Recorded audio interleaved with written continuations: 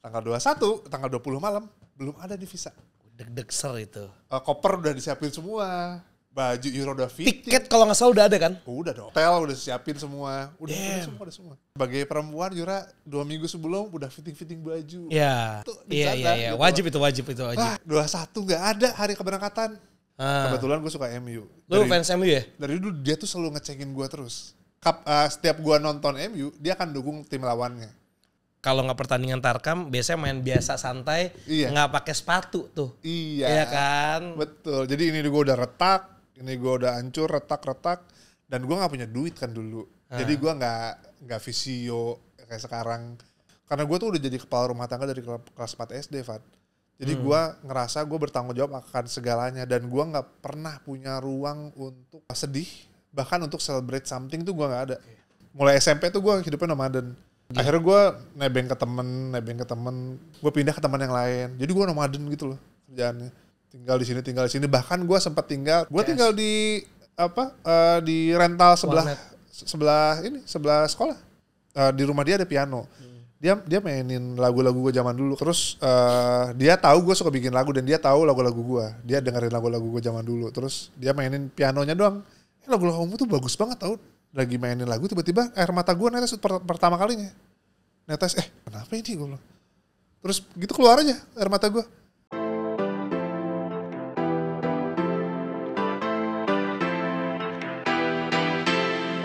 I'm not done with you, I'm barely even started. I'm not done with you, I barely even started. I'm not done with you, I'm barely even started. And you won't even know what hit you when I'm done. Please welcome Done Maula.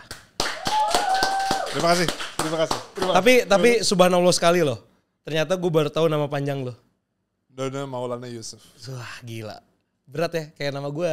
Lo kan motong kan? Iya. Done Maula. Iya. Ya kan? Done Maulana Yusuf. Gue tuh nama gue Fadi Iskandar. Sebenarnya ada lagi depannya. Apa? Syahid Fadilah Iskandar. Berat bro. Aduh mati syahid, keutamaan. Ya Allah. Gue udah sholat asar belum? Oh belum azan. Nama gue ada 2 nabi di nama gue.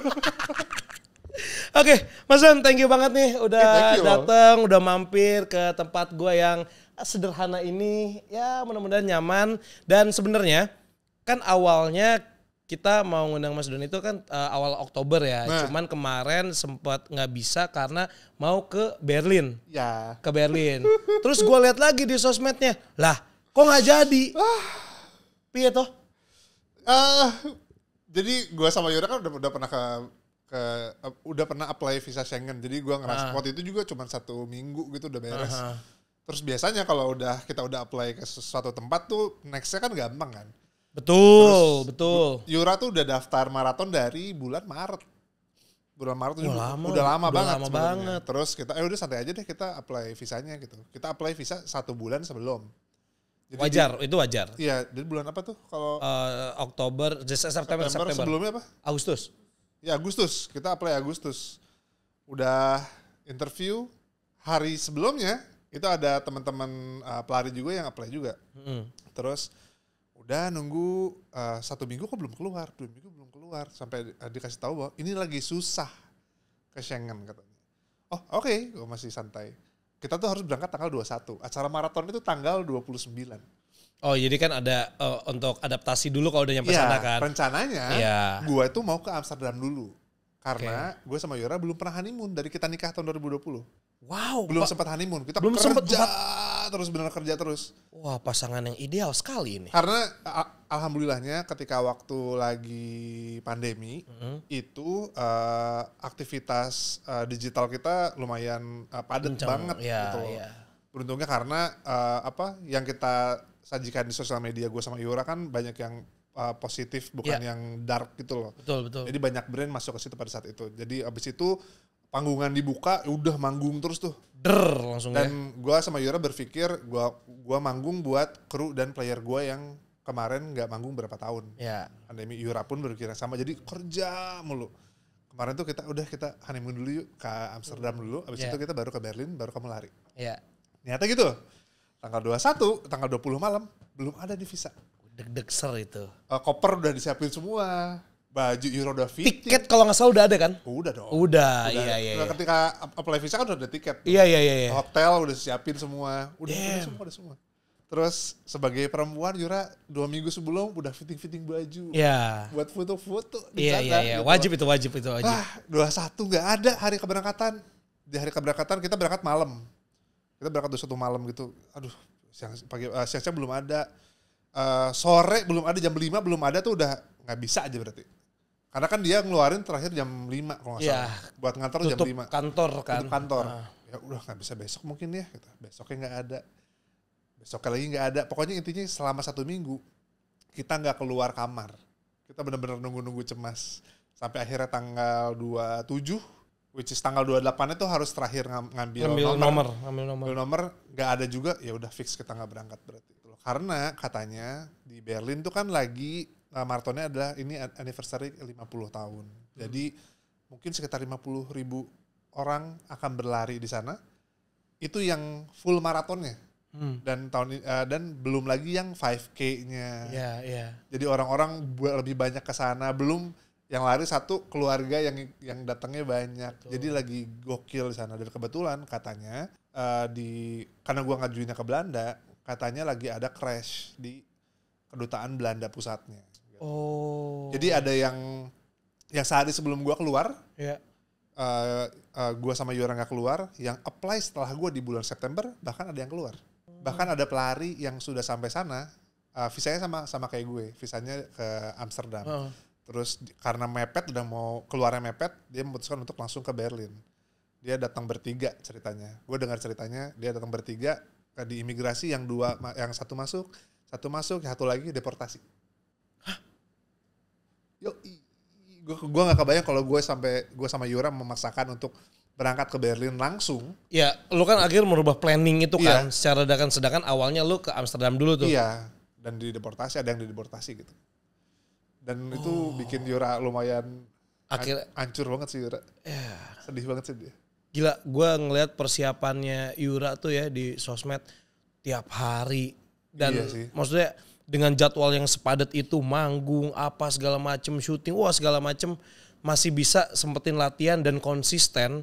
Dan akhirnya nggak jadi berangkat itu tuh kayak, sedihnya nggak takar sih itu. Dia tuh setiap berangkat mau nyanyi dimanapun, dia pasti selalu bawa satu raket tenis. Sama satu peralatan untuk lari, sepatu lari gitu. Jadi kalau kota manapun, paginya dia pasti lari dulu di kota manapun. Kalau sorenya masih ada waktu manggungnya, biasanya kan dia manggung pasti jadi headliner gitu. Sorenya pasti main tenis dulu buat tetap jaga si stamina-nya tetap kuat, habis itu baru manggung. Gitu terus deh. Jadi ketika itu nggak kejadian tuh lumayan heartbreaking juga sih buat dia. Gimana cara lu sebagai seorang pasangan Yura Yunita nih? Gue bercandain sih. Gue bercandain. Gimana? Nggak jadi. Enggak. Gimana? Gue nggak tahu nih cara bercanda sama pasangan. Karena gini, gua tuh ini gua agak stres lagi ya. Gua tuh suka nonton bola. Gua tuh suka nonton MU. Kebetulan gue suka MU. Lu fans MU ya? Dari dulu dia tuh selalu ngecekin gua terus. Bukannya dia nggak ngerti bola, cuman setiap gua nonton MU dia akan dukung tim lawannya. Apapun itu. Ih, gemas sekali pasangan ini ya, pengen gigit gak sih?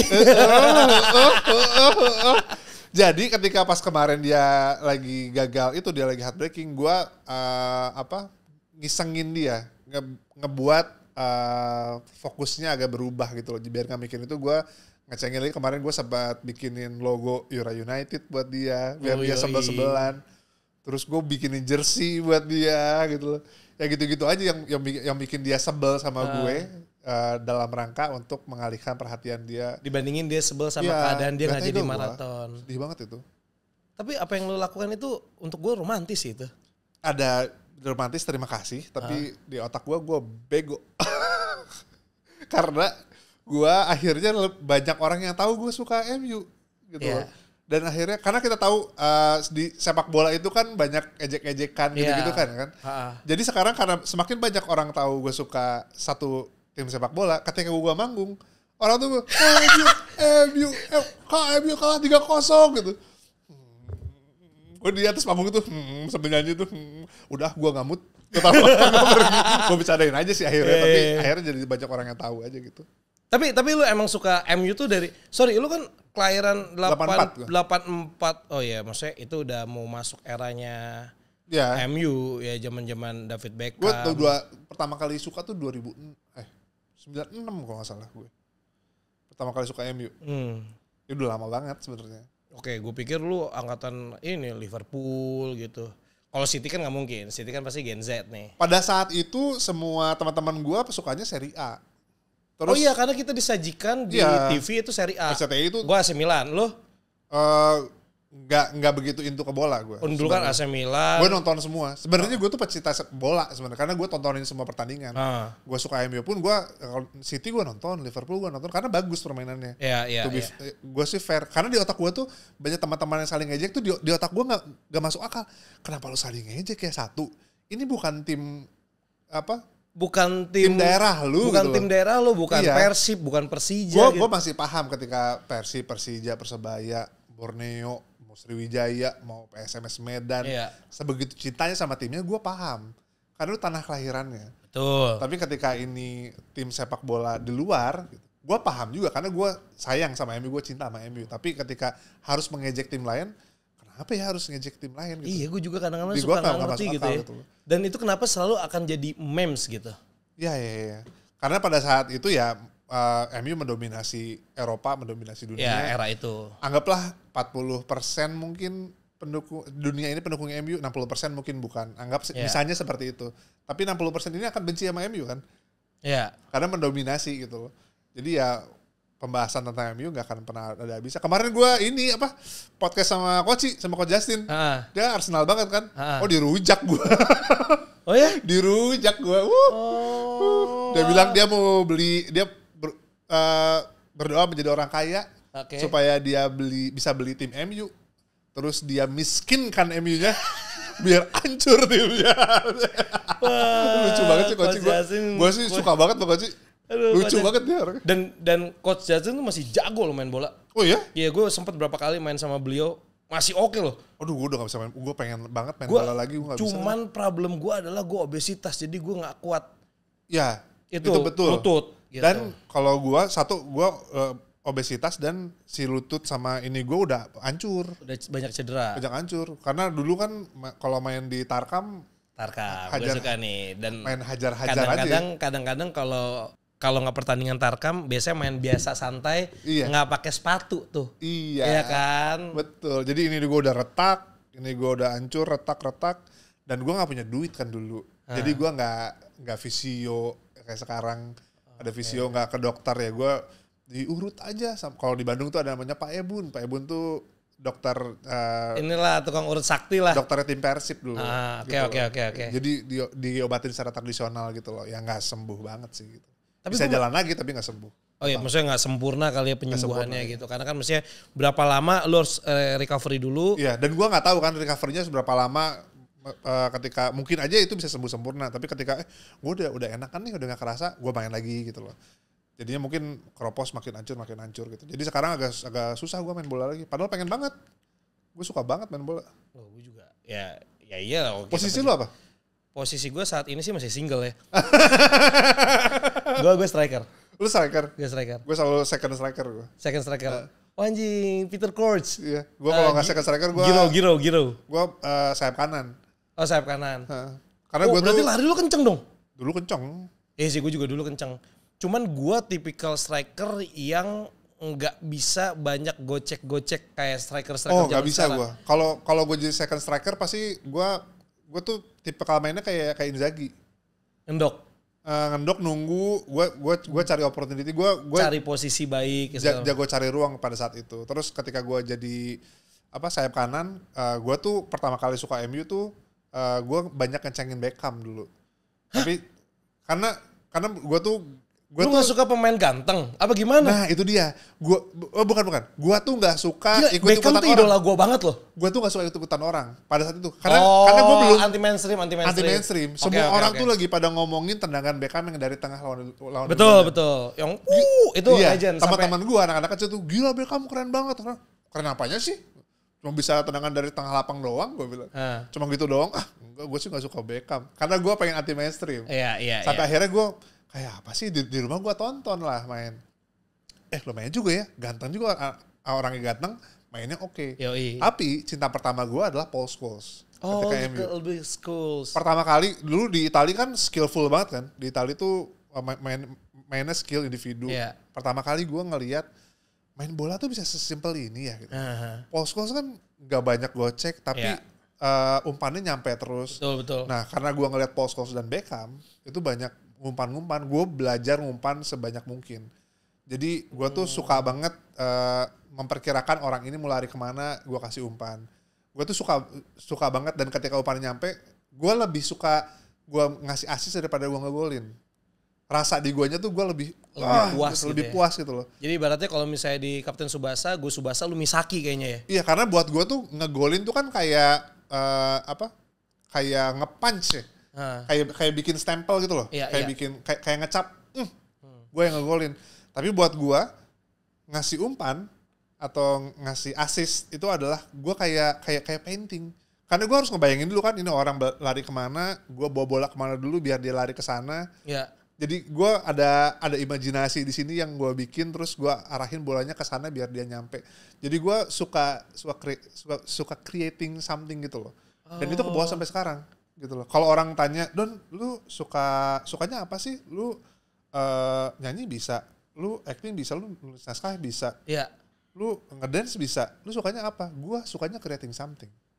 Nah itu yang pengen gue tanyain sebenarnya. Kayak ini kan gue appreciate banget ya dengan lu sekarang tiba-tiba ya beberapa tahun ini lu akhirnya come up di depan layar langsung ya kan, di depan mic langsung. Biasanya lu ada di belakang layar yang which is kayak damn, lu kemana aja selama ini gitu. Sedangkan yang gue tahu nih, lu kan tadi lu bilang bahwa lu hampir rata-rata di belakang layar dan create something.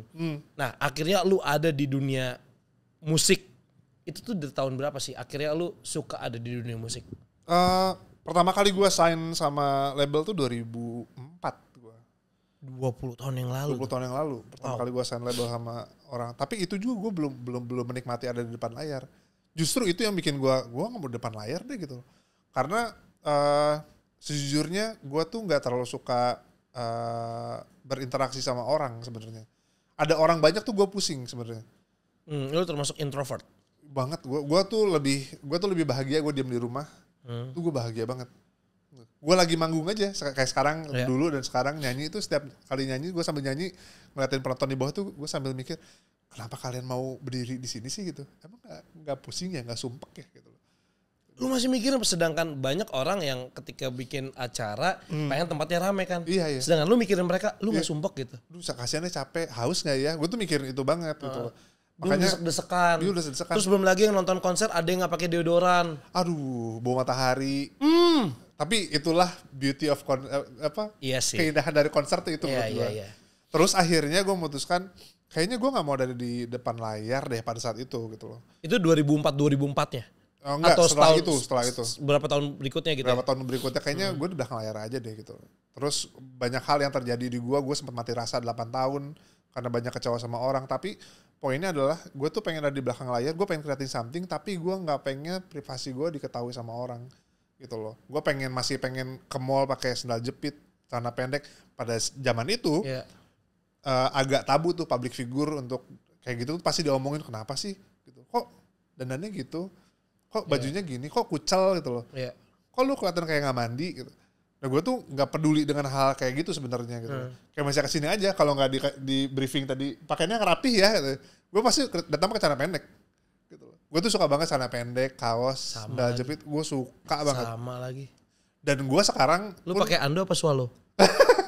Gue sekarang pakai jangan sebut merek deh. Oh iya, oke. Karena mereknya lumayan rame ntar.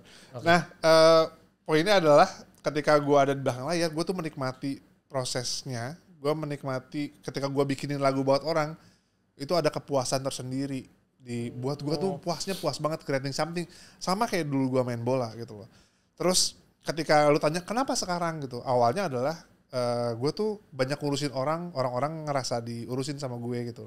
Tapi gue ngerasa kok gak ada yang ngurusin gue ya, kok gak ada yang ngerti gue kayak gimana ya, gak ada yang bisa ngertiin gue gitu loh. Sampai Yura bilang, ya gimana orang lain mau ngertiin kamu sayang gitu. Orang kamu gak pernah bilang kamu orangnya kayak apa gitu. Terus gue kayak ketampar gitu. ini saatnya kamu bikin album kamu sendiri, bikin lagu kamu sendiri, bikin album. Gue mengiyakan, tapi gue masih belum mau untuk tampil sebenarnya. Jadi manajer ini manajer gue yang baru, manajer gue yang lama tuh ngerti banget. Banyak panggungan yang gue, lu nggak usah deh gitu. Lu cancel? Bukan cancel, nggak mau gitu. Oh nggak mau. Kalau misalnya udah deal, gue pasti jalanin. Ya. Terus kalau misalnya ada tawaran tuh kayak kasih harga buang aja deh gitu. Kalau nggak perlu manggung, nggak perlu manggung.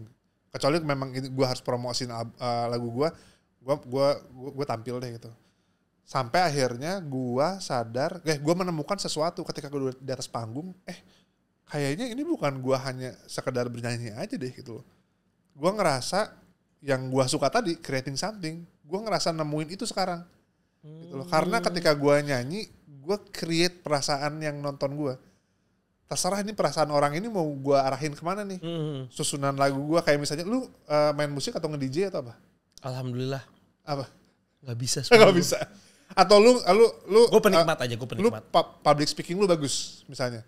Iya kan? Ya nggak terlalu lah, lumayan lah. Oke lah, lu host lumayan. Seberapa tahun kan gitu loh. Ya, lumayan lah, nah, 10 tahun. Lu nge-MC juga kan? Pasti ya, nge-MC banyak. Nah, audiens kan bisa lu kontrol nih. Perasaannya mau kemana. Betul. Kayak misalnya gue kasih contoh Irfan gitu. Irfan kan dia jago banget tuh, tiba-tiba lagi bercanda. Sedihin, gitu. Bikin sedih gitu. Andika jago juga. Yeah. Kayak gitu kan create something. Nah gue tuh akhirnya sadar itu ketika di atas panggung. Gue bisa menentukan songlist gue seperti apa, susunannya. Supaya mengombang-ngambing perasaan mereka. Ketika gue sadar itu, akhirnya gue baru bilang ke manajer gue ini, oke, gue mau manggung deh gitu. Karena gue menemukan hal itu, creating something. Pokoknya intinya kalau gue create something, gue mau melakukannya gitu. Iya, soalnya kan nggak bisa dipungkiri kayak akhirnya seorang Dona tuh semua mua yang lu kerjain. Sampai gue tahu lu juga nari. Iya lu kan? inget gak sih gue pernah ngajarin lu nari? Iya. Itu tahun berapa ya? Yang Kisar berapa itu gue lupa kan. Gila men. Lama banget itu. Tapi waktu itu lu masih belum sama Yura ya? Belum sama Yura. Iya lu ngajarin gue di ruangan insert yang di gedung depan itu kan sebelah kiri masih ada Adri Danu tuh. Iya. Makanya gue kayak lu nari, lu ini terus kayak lu tau nggak? Sampai gue akhirnya nggak sadar, gue tuh sering dengerin lagu lu dan gue nggak tahu kalau itu suara lu. Oh iya. Yang mana? Suara lu sebagus anjing, masa gue harus nyanyi? Gak apa dong. Cerita kan iya, udah betul. Salah nih nadanya gue. Bener. Ya maksud gue nada gue salah pasti. Makanya gue bilang, damn ini suara lu kayak. Iya. Dan akhirnya lu memutuskan itu karena lu sudah menemukan bahwa lu bisa meng-create something lah ibaratnya. Iya. Jadi intinya tuh prinsipnya adalah itu ya Mas Don. Iya, betul, creating something. Bahkan kayak misalnya lu gak tahu itu lagu gue, itu by design.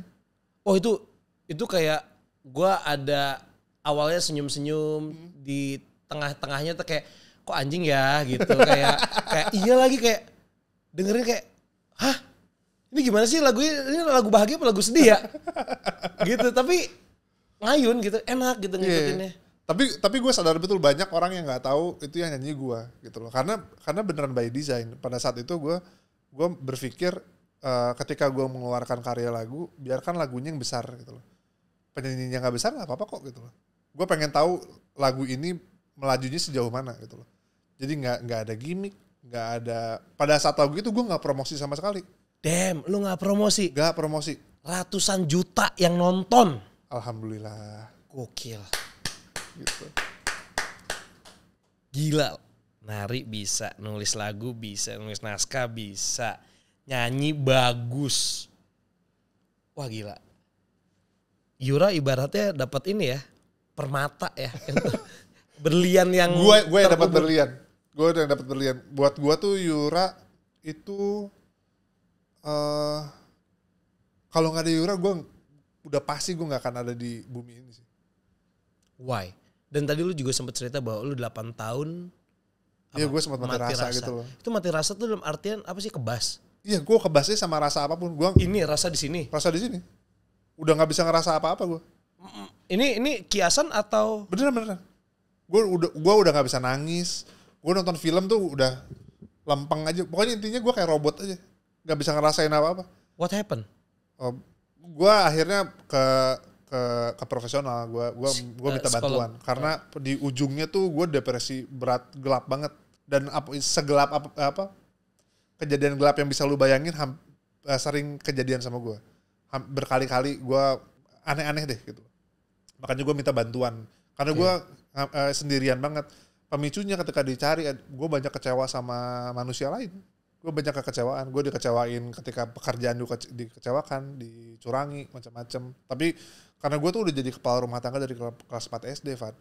Jadi gue ngerasa gue bertanggung jawab akan segalanya, dan gue nggak pernah punya ruang untuk sedih, bahkan untuk celebrate something tuh gue nggak ada. Karena gue dari kelas 4 SD tuh udah ngurus nyokap almarhumah nyokap gue sama adik cewek gue. Jadi gue tuh ngerasa gue bisa handle anything gitu loh. Gue bisa menyelesaikan semuanya. Jadi ketika ada masalah pekerjaan gue, ya udah gue jalan terus gitu loh. Gue jalannya terus, apapun yang terjadi udah bodo amat, gue jalan terus. Dikecewakan sama manusia lain di dalam hal pertemanan, di percintaan gitu loh. Manusia-manusia yang palsu, yang kayak gitu-gitu. Tuh ternyata itu bikin gue abis gitu loh. Rasa gue tuh bener-bener hilang. Jadi gue nggak bisa nulis lagu lagi, makanya gue nggak bermusik. Wow, sampai sebegitunya. Soalnya nggak bisa ngerasain apa-apa. Sorry, maksudnya lu kan awalnya kan akhirnya mental lu kebentuk kan dari kecil, dari SD itu lu udah jadi ibaratnya tulang punggung keluarga. Dan lu mengemban tanggung jawab itu. 4 SD mau ngapain? Nyari duit, Itu dia gue juga. Wow. Gue harus nyari duit buat nyokap sama adik cewek gue. Yang mana itu sekarang gue syukurin, karena itu bikin gue... Apa yang lo lakuin kelas 4 SD, bro? Gue juga bingung pertama kali nyokap bokap gue berpisah, terus gue harus ngurusin nyokap bokap gue harus ngapain ya gitu loh. Karena gue tidak pernah dapat contoh menjadi kepala rumah tangga kan. Iya. Gue bingung gimana, kepala rumah tangga tuh apa? Gue nanya ke nyokap gue, mah kepala rumah tangga tuh apa? Iya, yang bertanggung jawab, gini. Di kepala gue, berarti gue harus nyari duit, harus ngasih makan nyokap sama adik gue. Yang bisa gue lakuin apa ya? Gue nggak tahu gue bisa apa gitu loh. Sampai di sekolah gue mulai menjajakan jasa gue di sekolah. Kayak gue ngapain gue cari duit? Teman-teman ada yang belum bikin PR nggak? Mau aku kerjain nggak PR-nya gitu loh. Nah nanti seikhlasnya aja kasih ke aku ya gitu loh. Gue ngerjain PR-nya. Teman-teman ada yang misalnya ada tugas gambar, ada yang nggak bisa gambar nggak? Mau gambarin nggak? Padahal gue nggak bisa gambar. Mau aku gambarin nggak gitu? Boleh. Terserah, gue dapat 50 perak, 100 perak. Gitu tuh udah, nggak apa-apa gitu. Gue belajar gambar di rumah, belajar gambar binatang gitu loh. Gue apapun gue kerjain. Terus gue hidupnya nomaden. Mulai SMP tuh gue hidupnya nomaden. Karena dari jarak rumah ke sekolah kan gue butuh ongkos. Yeah. Gimana caranya gue berpikir supaya nggak keluar, gue bisa menghasilkan sesuatu tapi nggak keluar banyak gitu. Akhirnya gue nebeng ke temen. Jadi kalau lu tanya kayak misalnya sekarang gue udah nggak punya nyokap gitu, nyokap udah meninggal, tapi nyokap gue yang lain tuh banyak banget. Karena banyak banget nyokap teman-teman gue yang nganggap gue anak sendiri. Yeah. Di sini aja gitu. Tapi kan gue nggak enak ya, kayak udah 5 hari di sini gue mulai nggak nyaman nih, nggak enak nih. Gue pindah ke teman yang lain. Jadi gue nomaden gitu loh kerjaannya. Tinggal di sini. Bahkan gue sempat tinggal. Tadi kita sebelum on air kita sempat ngobrolin Counter Strike, permainan zaman dulu. Iya, Counter Strike. Gue tinggal di di rental sebelah sekolah. Dan bahkan gue sempat tinggal di sekolah. Jadi di sekolah itu ada namanya ruang audiovisual di SMA 2 Bandung dulu. Ruangan itu adalah ruangan tersakral nggak ada guru yang berani masuk ke situ kecuali guru kesenian yang sangat kita banggakan, namanya Pawing gitu loh. Dia adalah heroes gue yang mengenalkan gue musik, semuanya tuh dia yang kenalin. Beliau almarhum Pawing ini gitu. Jadi dan gue satu-satunya orang yang terakhir kali kayaknya gue dikasih kepercayaan bawa kunci ruang AVI dan kunci sekolah. Jadi gue tinggal di SMA 2 Bandung yang dimana SMA itu SMA angker banget. Ya, itu baru mau gue tanyain. Angkernya minta ampun sekolah itu. Karena SMA 2 Bandung itu di tengahnya tuh ada pohon beringin gede banget. Pohon beringin gede banget. Yang udah kena sambar petir berkali-kali gak patah, gak apa. Bener angker banget sekolah itu. Dan gue tinggal di dalam sekolah. Di audio tuh. Berarti itu kan dimatiin semua kan? Iya. Dimatiin, cuman ruangan itu aja yang nyala gitu. Yeah. gue agak nakal waktu mulai SMA, gue udah mulai ngerokok. Jadi ketika gue, rokok habis, gue jalan keluar tuh jauh banget. Jauh ya. Lewatin lorong-lorong, dan gue gak takut sama sekali pada saat itu.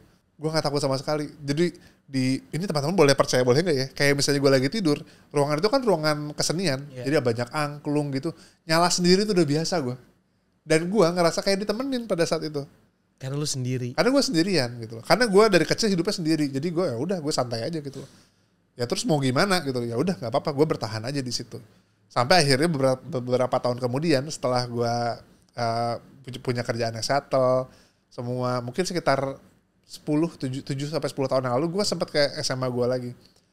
Pengen ketemu sama Pak Wing. Sore-sore. Gue sore-sore ke sana sekitar jam 3:30 gitu loh.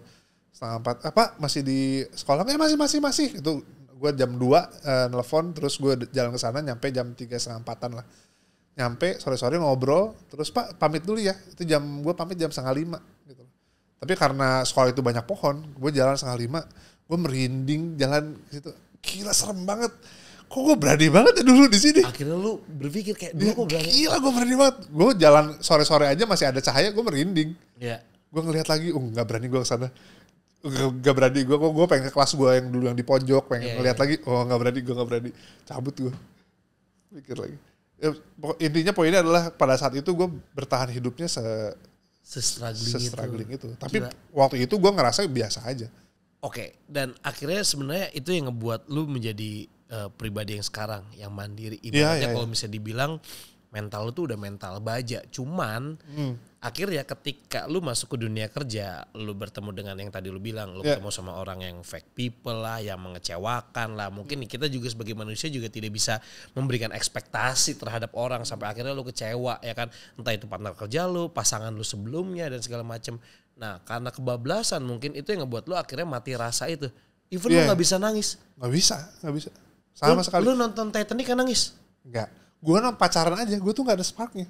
Hanya sebatas hubungan aja, gak ada kayak jadian sama pasangan gue dulu kayak, itu biasa aja, ya pacaran gitu. Ya gue senyum, gue kayak sayang. Padahal di sininya kosong. Dulu? Iya, 8 tahunan gue kayak gitu. Akhirnya apa titik balik yang akhirnya lu bisa balik lagi perasaan? Perasaan pertama itu, karena gue sama Yura udah kenalan lama kan sebenarnya. Iya. Kenalan lama, kita siaran bareng dulu di Bandung, terus udah jadi temenan. Gue sempat suka banget sama Yura, sempat bilang gue pengen punya istri kayak Yura dulu. Terus habis itu pas prosesnya itu masih sahabatan tuh? Sebelum sahabatan. Oh sebelum sahabatan, lu nyeletuk? Jadi dia tuh siaran siang, gue siaran malam. Oke. Jadi jarang ketemu gitu loh. Jadi sekalinya ketemu sore-sore pas ini dia lagi main drum, terus gue dari dulu tuh pengen banget punya istri yang jago main drum gitu loh. Yang bisa main drum lah. Pas gue ngeliat, kamu bisa main drum? Iya. Aku pengen deh punya istri kayak kamu.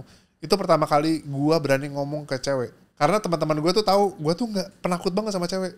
Gak berani ngomong. Geter gue. Jadi ketika sahabat-sahabat gue tahu, kenapa lu bisa ngomong kayak gitu? Gue juga nggak tahu. Gak sadar lu ngomongnya. Gak sadar. Abis itu. Lu udah terkesima aja ngeliat Yura main drum waktu itu. Abis itu Yura takut sama gue karena dipikir gue. Ya takut lah. Ada cowok ngomong kayak gitu, emang lu gak takut? Lu bayangin, ini cewek-cewek. Tiba-tiba ada cowok gak dekat. Oh iya, posisinya belum dekat. Gak dekat. Dia kayak, hai, kamu jago itu ya?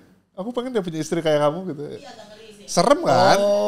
Ya gue paham gitu. Abis itu dia bawa cowok yang lagi dekat sama dia, terus dia langsung jadian demi. Yang fotografer? Bukan. Sebelumnya. Yang si Intuisi. Oh iya. Si lagu Intuisi itu.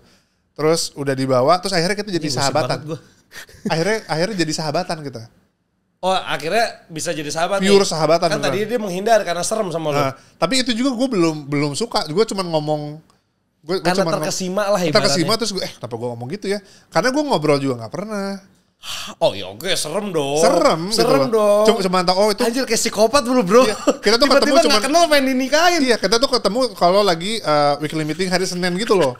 Weekly meeting yang mana gak ngobrol juga kan gitu.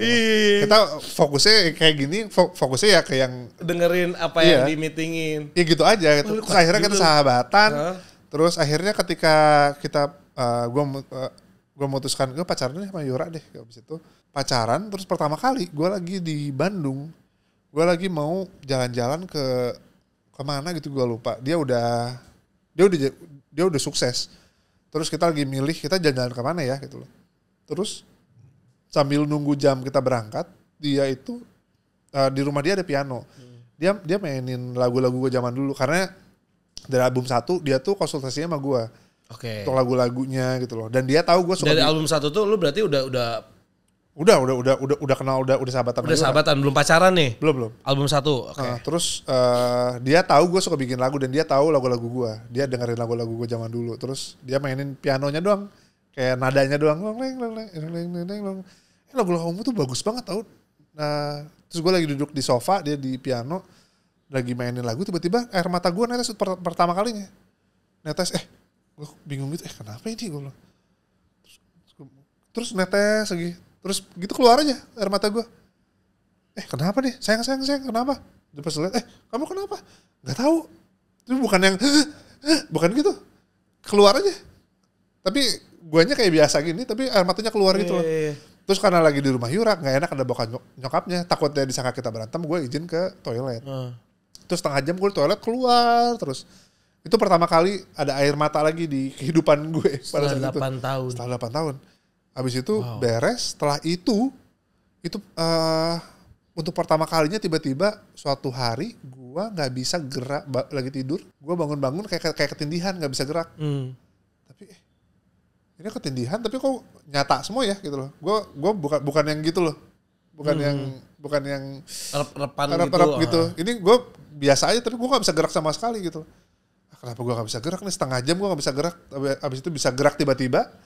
Pas udah bangun gue nangis yang tiba-tiba gitu banget. Gue kenapa ini? Gue gak bilang sama siapa karena gue takut ini gue kenapa gitu.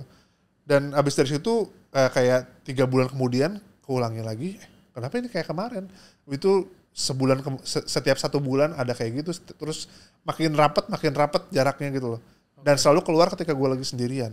Dan itu perasaan gue mulai sesak, mulai gue bingung. Anxiety gitu ada juga? Iya semuanya, anxiety semuanya ada semua. Pokoknya sampai gue pengen berkali-kali, gue udahan deh di buka bumi ini. Di otak gue tuh perasaan yang dulu keluar semua gitu.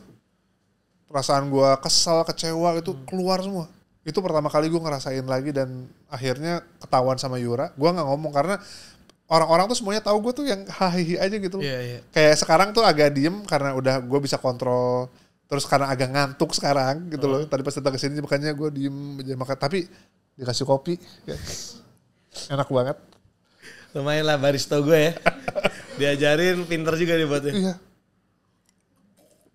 Terus akhirnya karena ketahuan gue diarahin ke profesional. Gue dicari tahu nih kenapa. Sampai akhirnya bisa lagi dan satu-satunya yang gue tahu gimana cara ngeluarin isi kepala gue yang kusut ini adalah dengan nulis. Dan gue bisa mulai nulis lagi. Itu karena setelah momen itu, perasaan yang terjadi di gue tuh berkali lipat, Fad. Kayak misalnya lebih sensitif.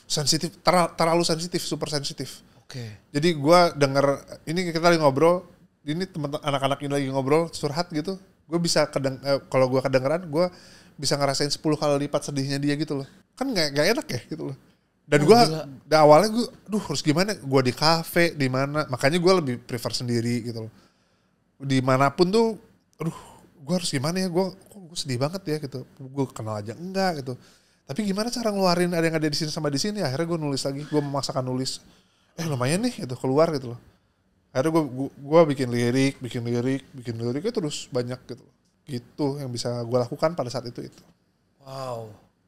Gila ya, ibaratnya itu jatuhnya udah di taraf yang itu sakit tuh.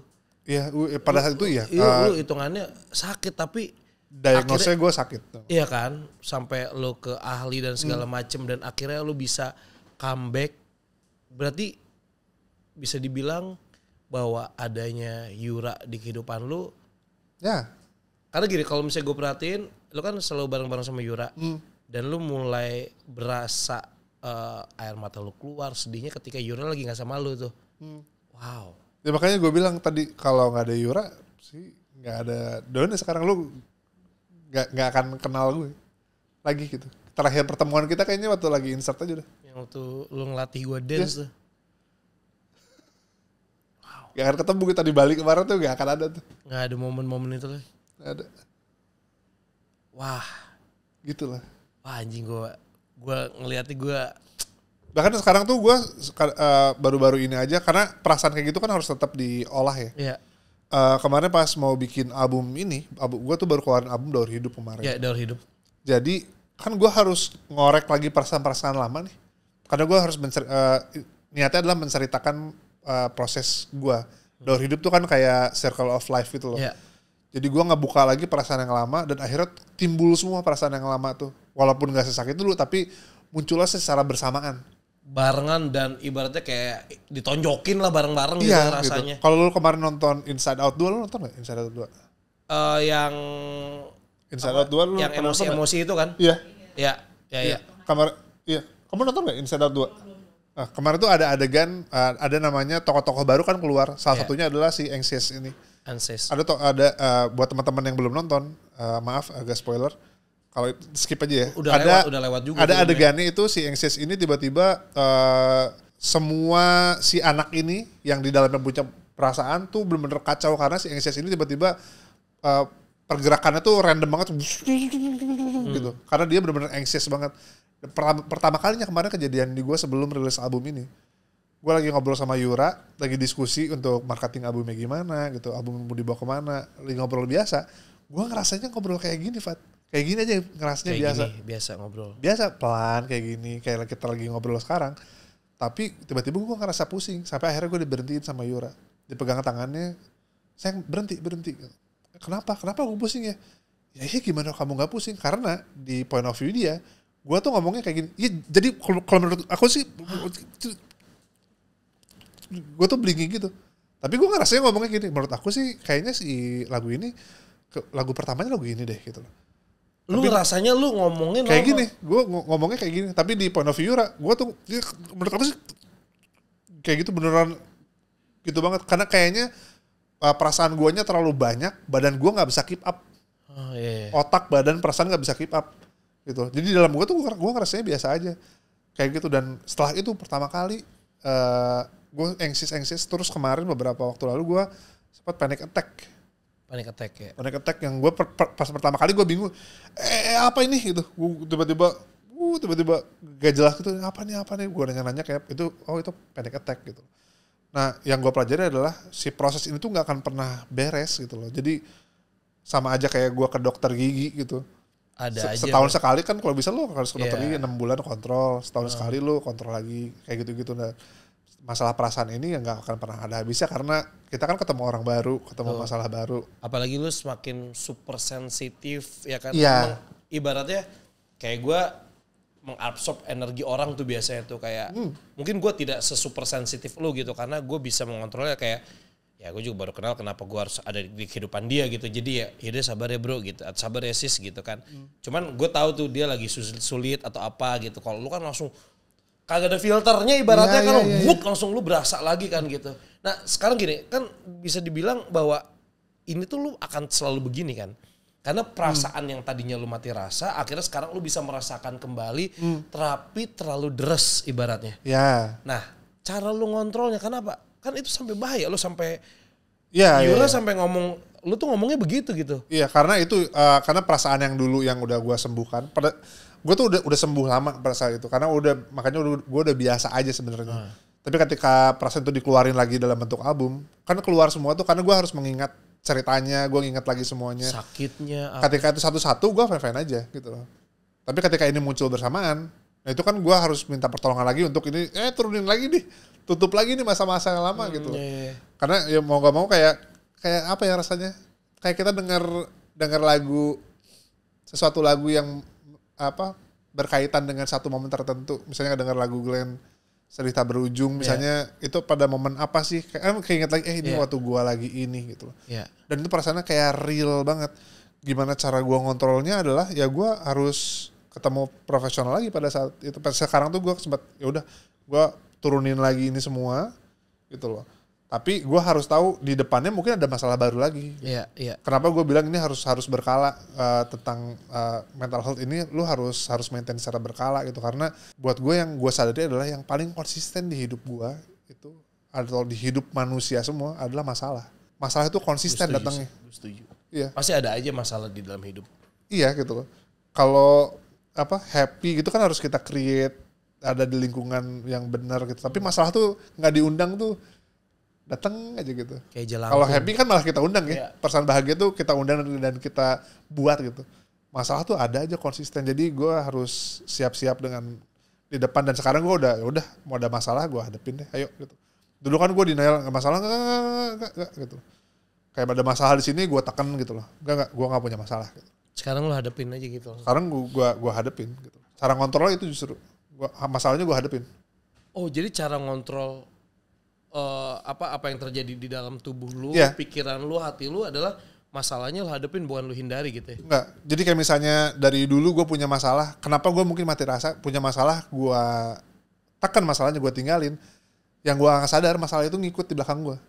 Masalah-masalah ini makin numpuk banyak dan ngikut ngekor di belakang gue. Jalan gue makin berat, bebannya makin gue susah banget jalan gitu loh.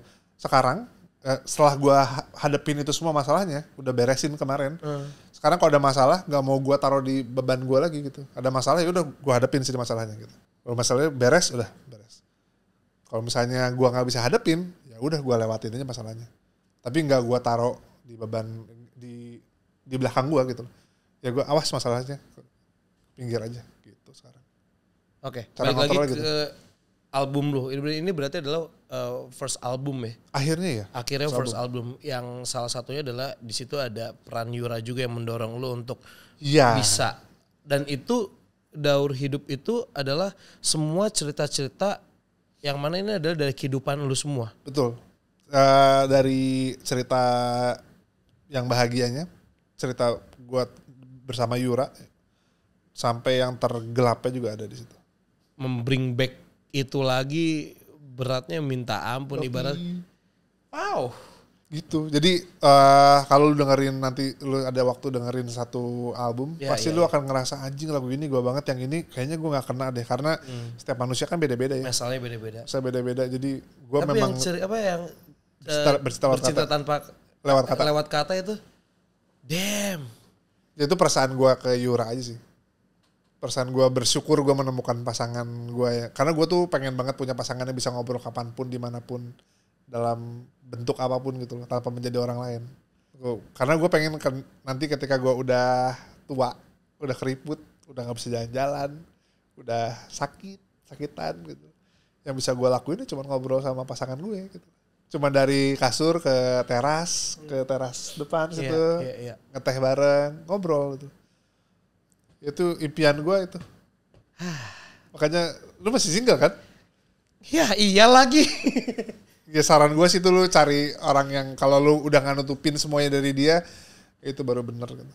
Kalau masih ada yang nutupin, lu pikirin lagi deh. Karena menurut gue kalau banyak orang yang aduh gue gak nyaman ngobrolin sama istri gue, ada yang salah sih. Gitu. Aduh gue gak nyaman ngobrolin sama pasangan gue, lu pikirin lagi deh, ini pasangan lu mau gak sampai tua kayak gitu. Malah jadi gak ngobrol nanti. Iya. Karena banyak banget kan, gue punya temen yang kayak suaminya ngomong apa, istrinya kayak banyak men. Tuh karakternya kayak gitu dia tuh yang lagi. Begitu tuh karakternya. Iya, kalau ada teman gue yang laki juga yang istrinya tuh kayak yang cerewet tuh, suaminya kayak banyak. Gue ngeliat banget, kok gini gitu loh.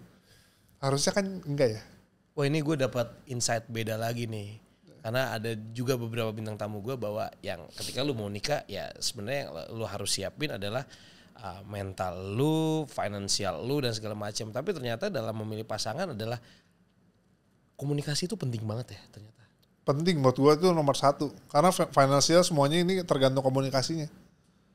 Karena kalau misalnya gue lagi stuck di pekerjaan, kalau komunikasinya nggak baik, mau jadi apa coba? Iya, kalau komunikasinya baik, pasangan gue pasti bisa ngasih solusi, ngasih point of view beda gitu loh. Begitupun gue ke pasangan gue, semuanya itu bisa diobrolin menurut gue semuanya gitu. Oke, dan menurut lu sosok Yura itu seperti apa sih di mata lu dulu dan di mata lu sekarang? Ada perbedaan nggak? Enggak, Yura tidak pernah berubah dari dulu sampai sekarang.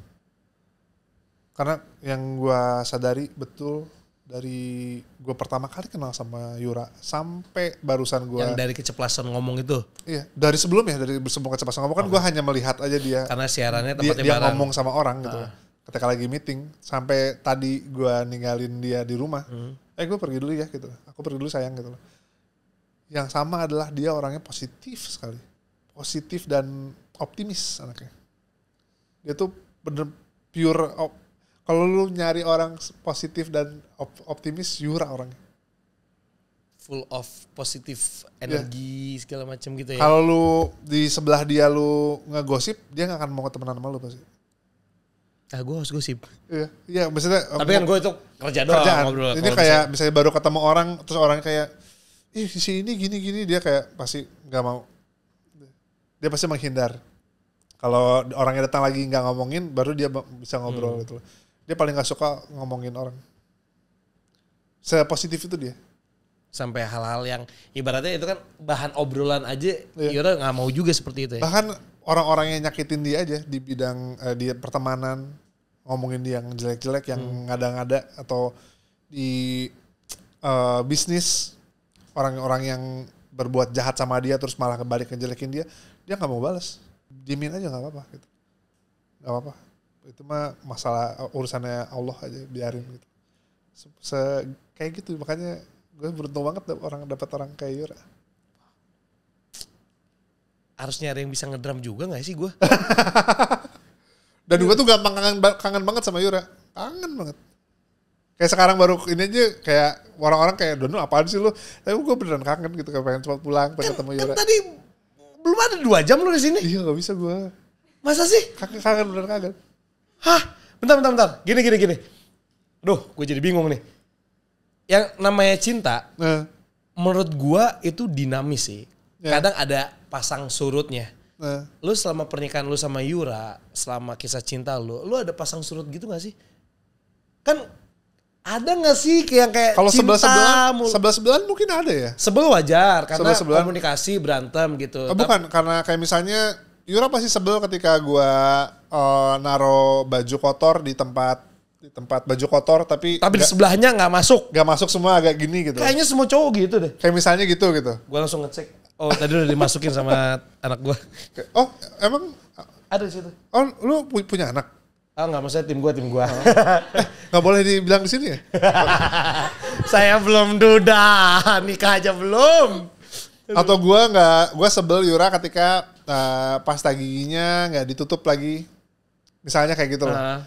Tapi itu kan ya udah fine aja. Tapi dari nikah sampai sekarang ini tahun ke-4 berarti. Ya tahun ke-4. Tahun ke-4 gue setiap malam ya gue cuddling sama Yura, kayak bercanda-bercandaan, kayak pacaran ya terus.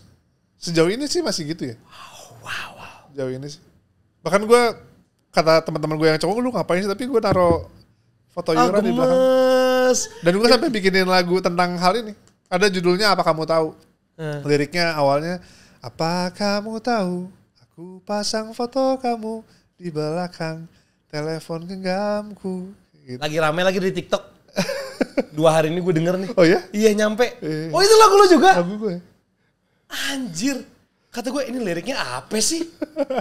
Sorry ya kayak alay tapi kok enak sih, lucu. Gini. Berarti kita sekolah gak jauh beda ya angkatannya. Yeah. Mungkin gak tahu ya anak-anak zaman sekarang relate apa enggak. Tapi coba kasih lihat lagi ke kamera.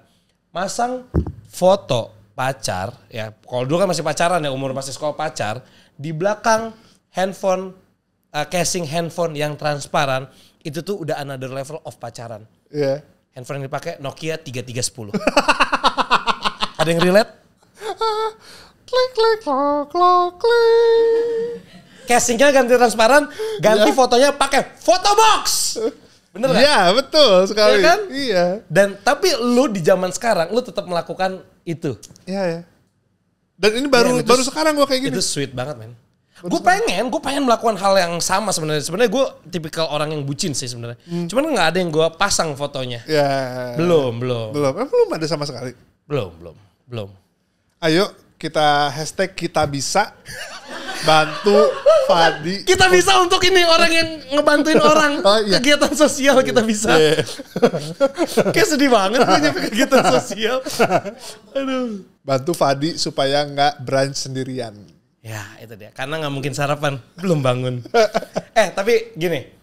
Kan ada yang bilang ya bahwa nikah sama sahabat itu tuh seru. Nikah sama sahabat itu ya kita udah tahu semua, cuman jadi kayak lah lu mah gitu gitu. Yeah. Terus kayak ada canggung-canggung.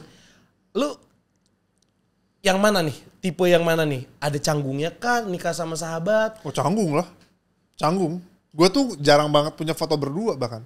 Gue prewed aja gak mau foto bareng. Sini kita jadwalin foto mereka berdua. Fotoin kita berdua.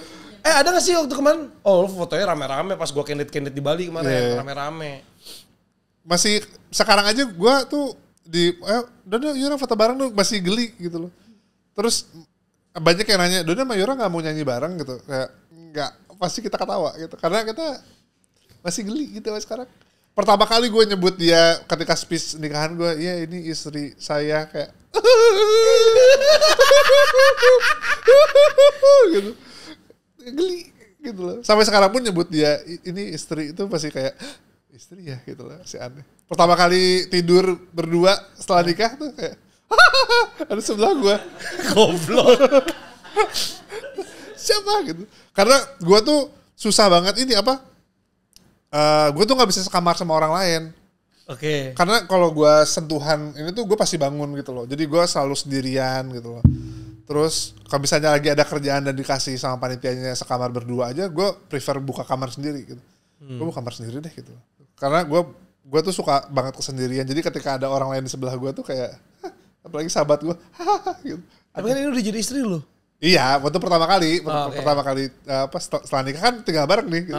Masih aneh aja gitu. Walaupun udah jalan 4 tahun ini. Sekarang sih udah aman, sekarang sih udah oke.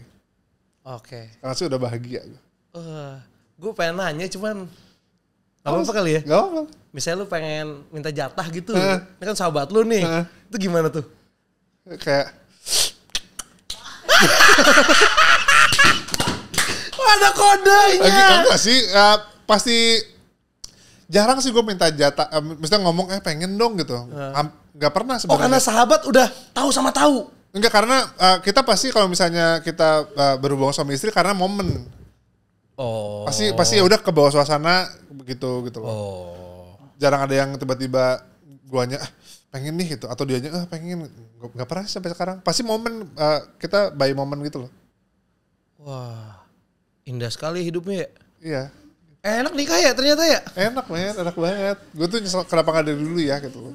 Karena kayak dulu tuh gue kayak misalnya gue mungkin sama kayak orang lain kayak nikah sama pacaran sama sahabat tuh sayang banget ntar kalau putus pertemanan jadi rusak udah gitu geng-gengnya sama. Iya gengnya sama. Tapi ketika gue sekarang gue nggak tahu yang lain gimana, cuman kalau gue sekarang kayaknya gue mau nyaranin worth to try man gitu. Karena resultnya menyenangkan sekali buat gue sekarang. Oke, mulai sekarang ada yang mau jadi sahabat aku? Kan mulai dari sahabat dulu, ya kan? Kelamaan ya. Umurnya udah gak muda nih soalnya ya. Tapi gimana sih cara lu meyakinkan Yura bahwa kan gini, kan lu nikah pasti adalah dalam visinya adalah bahwa untuk hidup yang bahagia ke depannya, ya kan? Di posisi, pacaran sama Yura berapa lama? Lupa lagi gue. Aduh jangan nanya tanggal sama gue. Oke, gak apa-apa. Maksudnya beneran. Tapi kan berarti lupa dengan adanya Yura, waktu pas awal pacaran kan itu lu bisa meng-comeback-kan kembali perasaan lu yang udah mati rasa itu kan. Nah abis itu kan lu kayak, lu kan ada beberapa ibaratnya luka. Ya kan, beban apapun itu di belakang lu. Yura kan tahu, ya kan, karena awal tahu semua gitu kan. Tapi bagaimana cara lu meyakinkan Yura bahwa walaupun banyak beban, banyak luka di belakang gue tetap bisa bahagiain lu kok. Dan kenapa juga Yura mau menerima lu gitu, karena kan bisa dibilang banyak masalah nih dalam hidup lu gitu. Gue sih gue belum pernah nanya ini ke Yura kenapa akhirnya dia mau nerima gue ya. Iya gue juga penasaran. Cuman, tuh. Karena balik lagi karena awalnya kita sahabatan, terus gue nggak pernah menutupi apapun gitu loh. masalah gue dia tahu semua, sifat gue akhirnya dia tahu semua. Mungkin dia kalau misalnya pun dia menimbang mungkin oke, Dono punya baggage ini, keluarganya seperti ini, permasalahan keluarganya seperti ini, tapi sifat gue dia tahu semua gitu. Mungkin dia suka sifat baiknya, sifat yang brightnya itu buat dia hal yang dia inginkan mungkin gitu. Dan dia tahu semuanya. Jadi sampai sekarang tuh kalau ada apa-apa gue pasti ngomong sama Yura gitu. Kayak misalnya mungkin banyak pasangan yang takut melakukan hal ini, tapi kalau gue kayak misalnya gue lagi jalan sama Yura atau lagi scroll Instagram gitu loh. Kayak misalnya ada cewek yang cantik gitu, gue pasti ngomong, sayang cantik ya gitu loh. Gue akan ngomong. Masa bisa? Iya gue akan ngomong gitu loh. Wih, ini nih. Audio man gue sih, udah dijambak. Udah ditendang. Suruh pulang naik motor, padahal motornya motor dia. Ceweknya naik motor.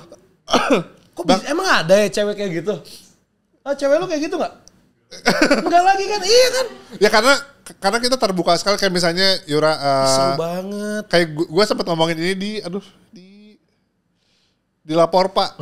Kayak dia tuh kayak selalu diem. Gue nyebutin nama aja kayaknya untuk lapor Pak, gue lupa deh. Oke. Gue kayak misalnya dia suka dia kagum sama satu laki-laki gitu. Terus kita ketemu di gym bareng gitu loh. Terus artis nih. Aktor. Terus dia suka sama aktor ini. Anjing gue sebutin aktor lagi, mampus.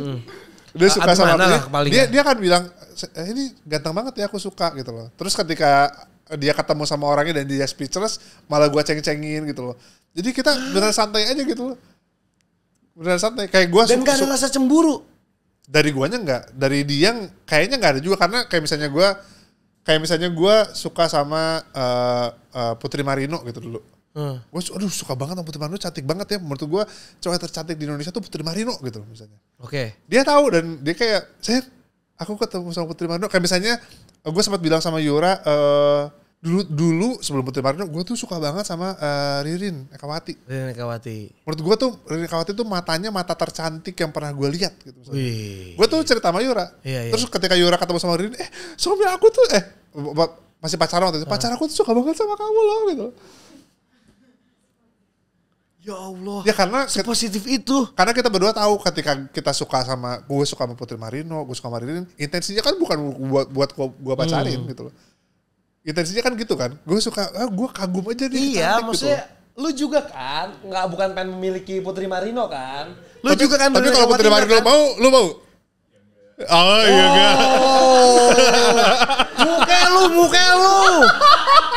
Muka lu beli kontrol. Gue gak tau orangnya so ganteng lu. Ya kurang lebih gitulah. Coba ada gak sih yang relate pasangannya kayak gitu? Kayaknya marah deh hampir rata-rata. Ya. Berarti lu tipikal. Gue beruntung aja dapat yang kayak tipikal gitu. Pasangan yang selalu minta izin dan gak pernah minta maaf. Karena banyak teman-teman gue lebih baik minta maaf daripada minta izin. Iya. Nah kayak misalnya barang gitu. Gue tuh tipikal cowok hampir semua cowok mungkin gitu ya. Kayak misalnya mau beli barang kan pasti dipikir dulu ya. Iya. Gue datang ke tokonya, gue ngerasain bentuk barangnya gimana. Di review dulu lah segala macam. Gue diemin dulu deh. Kalau masih kepikiran baru gue beli gitu. Sama bintang lu apa sih? Sagittarius gue. Gue juga gitu sih. Nah, pertama kali ketemu sama Yura, terus gue kayak misalnya ada satu momen yang gue inget banget. Pertama kali pacaran sama Yura, terus gue mau beli ini, beli nggak ya? Sikat aja sayang gitu. Ntar nggak ada loh, iya juga ya, ntar akhirnya gue beli gitu. Gue langsung beli, terus gue mikir, kok gue langsung beli ya gitu loh.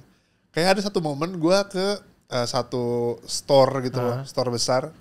Terus waktu itu belum zaman lagi baju-baju flanel, kemeja flanel. Iya. Udah lewat zamannya. Terus gue inget, dulu tuh gue suka banget kemeja flanel. Terus gue nggak mampu belinya pada saat itu. Gue pengen deh punya gitu. Karena lagi nggak ada yang pakai. Terus karena gue nggak suka sama orang lain, gue mau beli kemeja flanel.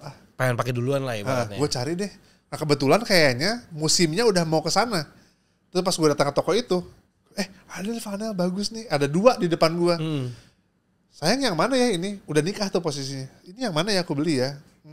Bagus sih dua-duanya. Singkat aja dua-duanya. Jangan deh satu aja gitu loh. Karena cuma pengen nostalgia gue bilang. Sayang, mending dua-duanya bagus. Iya sih dua-duanya bagus. Terus kebetulan si penjaganya tuh kenal sama kita berdua. halo Kak Dona, halo Kak Yura, mau aku pegangin nggak gitu loh. Oh ya boleh. Yura nanya, Mas ada lagi nggak sih yang kayak gini gitu.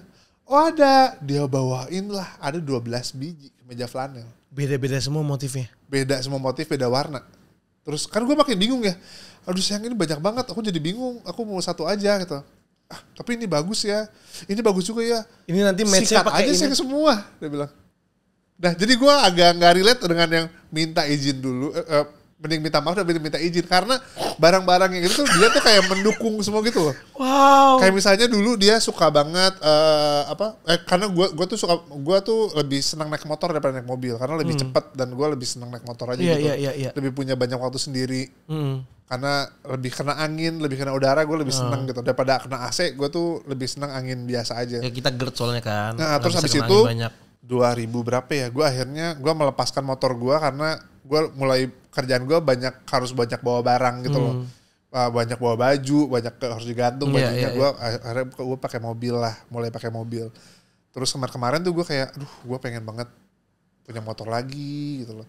Terus dulu tuh zaman gue SMA, masih gue belum punya penghasilan bagus gitu, gue pengen banget, gue tuh suka banget sama motor-motor kayak BMW klasik. Oh iya tahu kayak bobber gitu ya? Ya bukan macam kayak Royal Enfield yang klasik. Oh iya. Yang ada tuh yang BMW itu yang mesinnya sampai keluar dikit gitu kan. Gue aduh suka banget lagi zaman gitu ngeliat orang yang pakai itu, gue pengen banget punya kayak gitu. Terus kemarin gue sayang aku apa beli motor lagi ya gitu, aku kangen motoran gitu loh.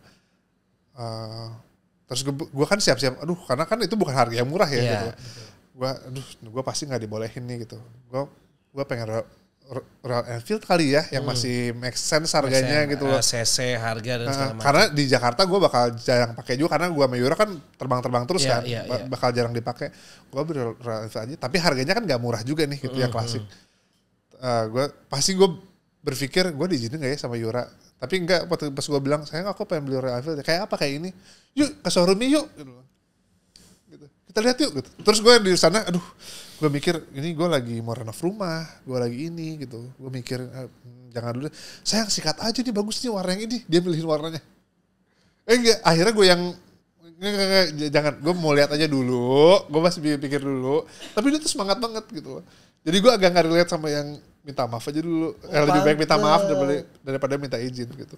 Pantes, gak relate lu ya. Iya. Jadi motor berapa yang disikat? Belum ada sekarang. Belum kirain langsung. Sikat aja saya. Gue masih renov rumah sekarang. Oh iya. Renov rumah tuh kayak, ini ada sensor gak sih di sini? Enggak ada ya? Enggak ada. Mahal banget. Itu. Dia nyensor sendiri. Lucu banget. Karena lu kan pengen kasih contoh yang baik katanya podcast lu kan. Bener. Iya. Gue sensor sendiri. Juga nih gitu. Gila, mahal banget. Asli. Tapi boleh gak sih ngasih tips nih buat pasangan-pasangan muda ya, atau mungkin yang sekarang sedang memadu kasih atau yang berencana ingin punya pasangan gitu ya. Tips bagaimana caranya biar cinta itu tetap tumbuh. Apa ya? Gua nggak tahu sih. Sekarang tuh berarti untuk gue nih ada 2 nih idola gue sebagai laki-laki yang mencintai pasangannya. Lu, thank you. Dona Maulana, dan juga Arhan Pratama. Loh iya, gue ngefans loh. Yo. Ibaratnya jadi panutan pedoman gue sebagai laki-laki gue. Yo bro.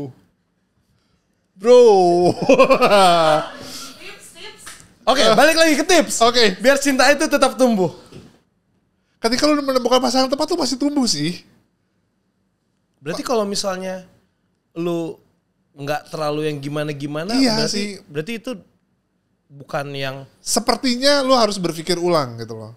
Balik lagi kayak misalnya tadi lu gak bisa ngobrol, lu ada yang ditutup-tutupin, lu gak bisa jadi diri sendiri.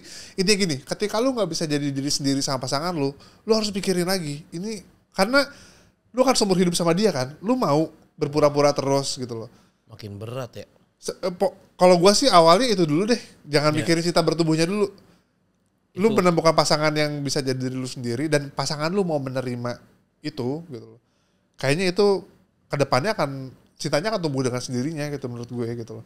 Kayak rumput dipotong tumbuh lagi. Iya kayak rumput liar aja gitu. Nggak ditanam juga dia akan tumbuh sendiri gitu loh. Iya benar. Karena dia menemukan environment yang benar gitu loh. Menemukan tanahnya yang benar gitu. Menemukan daerahnya ada curah hujan yang benar gitu. Dia kan tumbuh sendirinya gitu. Beda dengan lu nanam di kamar dengan keadaan yang sumpek, lu nanam tanaman yang salah. Mau lu kasih pupuk gimana juga ya bisa tumbuh tapi nggak sehat tumbuhnya gitu. Jadi lu harus menemukan pasangan yang tepat, tempat dan environment yang tepat menurut gue. Tipsnya mungkin itu ya, untuk bertumbuh lu harus menemukan environment yang tepat dan pasangan yang tepat. Gue harus ganti lingkungan pertemanan gue kali ya. Ada yang mau temenan sama gue. Tapi gini, dari semua masalah ya kan sampai akhirnya lu bisa buat album lu pecah, lagu lu juga edan ratusan juta orang dengar. Masih ada gak sih ketakutan dalam hidup lu? Yang kan akhirnya lu udah berdamai dengan semua dan akhirnya lu bisa merasakan kembali nih Mas Dan. Ketakutan terbesar gue adalah gue gak didengar. Gue tuh, itu ketakutan terbesar gue. Karena gue tuh gak pernah ngerasa kesepian dalam arti sebenarnya gue sendirian tuh gue gak ngerasa kesepian. Karena gue tahu ada Yura di sana. Tapi ketika Yura tidak mendengarkan gue, itu gue akan sedih. Itu gue takut banget. Kayak misalnya contohnya, gue lebih baik tidak bercerita sama orang lain. Gue dulu lebih memilih gitu. Kayak misalnya gue berteman sama lu, terus gue cerita, Fat, gue kayaknya nggak nyaman deh. Misalnya di dalam ruangan ada 8 orang, lebih dari 4 orang misalnya. Gue nggak nyaman deh. Di ruangan ada 4 orang. Oh gitu Don gitu. Ya soalnya gue kasih tahu alasannya kenapa. Gue dulu punya trauma ini, trauma itu. Gue bercerita nih. Lu bilang iya. Gitu. Lu paham. Terus setelah itu lu, Don ketemu yuk gitu. Kemana? Kesini. Oh banyak gak? Ya ada 6 orang, 8 orang. Aduh Fat, gue gak nyaman nih. Udahlah bisa lah. Mungkin lu belum ini aja kali. Belum kenal aja sama orangnya. Gue kan ngerasa gak didengar tuh. Fat, gue udah bilang malu. Gue gak bisa gitu loh. Tapi tetap lu paksa. Nah itu gue ngerasa gak didengar tuh, gue takut banget kayak gitu. Atau misalnya gue bilang, Fat gue lagi sakit badan nih gitu. Sesimpel itu misalnya gue lagi sakit badan. Kayaknya gue lagi gak bisa main bola bareng malu deh gitu. Tapi lu setengah jam kemudian, Don main bareng yuk bola gitu sekarang gitu. Kok lu lupain apa yang gue baru omongin barusan sih gitu. Karena omongan yang keluar dari gue tuh, gue berharap dan menyangka orang lain akan menangkap dengan sempurna karena matters apa yang gue omongin. Jadi ketika lu nggak setengah jam kemudian lu lupa apa yang gue omongin, berarti gue nggak matters buat hidup lo kan. Gue nggak didengar, suara gue nggak didengar sama lo. Dan itu yang lu takutin kalau Yura. Gue takut banget ya, gue takut banget itu. Bukan hanya Yura, orang lain pun gue takut itu. Gue takut sekali. Makanya salah satunya alasan gue ngeluarin album Daur Hidup ini supaya orang yang mau kenal sama gue, yang mau dengerin gue, itu tahu gue orangnya kayak seperti apa sehingga mereka paham gue orangnya seperti apa gitu dan maunya seperti apa. Karena seringkali gue tuh sering disalahartikan, maksudnya kebaikan gue disalahartikan atau gue tuh tidak terlalu bahasa gue baku banget. Gue tuh tidak terlalu baik dalam hal verbal sebenarnya. Oh betul ya, oke. Makanya gue lebih banyak memilih untuk menulis gitu loh. Karena banyak hal yang niat gue apa, nyampainya ke orang beda gitu loh. Jadi gitu deh Pak, susah. Gue tuh takut banget salah ngomong. Takut salah ngomong. Sampai akhirnya salah ngomong, terus gue berusaha menjelaskan, nyampainya beda, terus orangnya udah bilang ngerti, ternyata gue tidak didengar. Oke. Gitu. Wow. Berarti begitu kompleks ya? Ya kompleks di dalam kepala gue sendiri.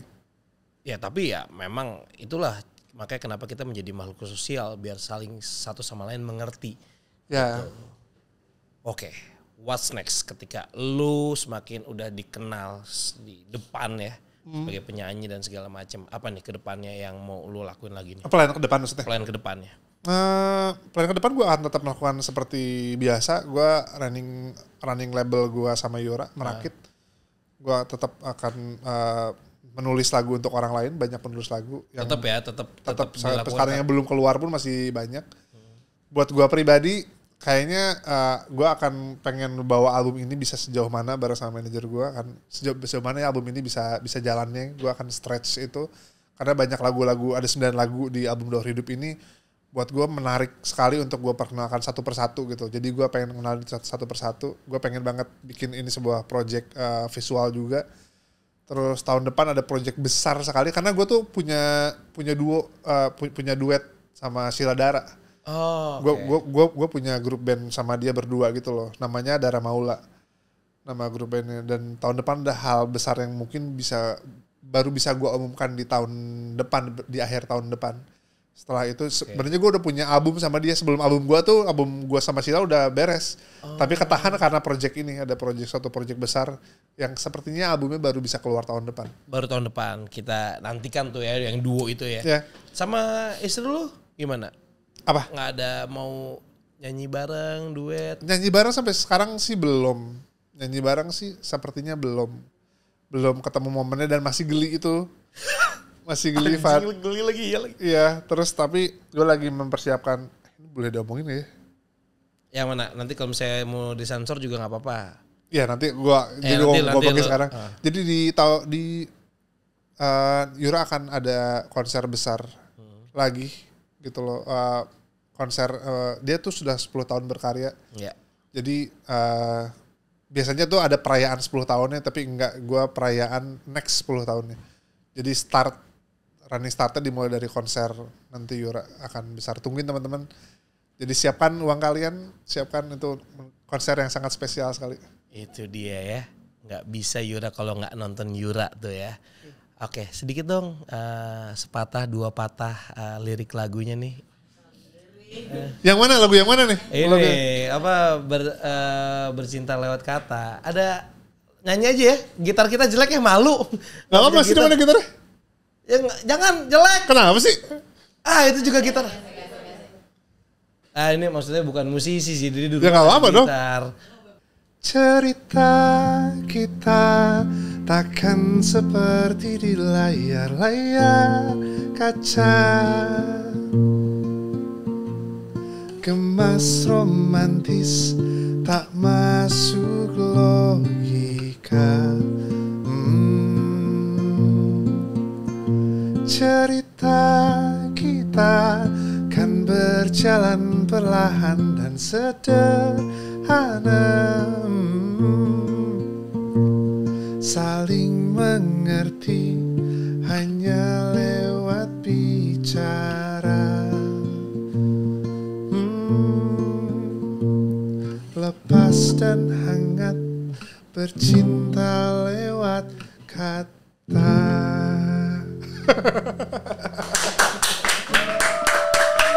Selesai juga di stemnya nih. Wah, tepuk tangan sekali lagi buat Dana Maula. Thank you loh, Pat. Thank you so much, bro.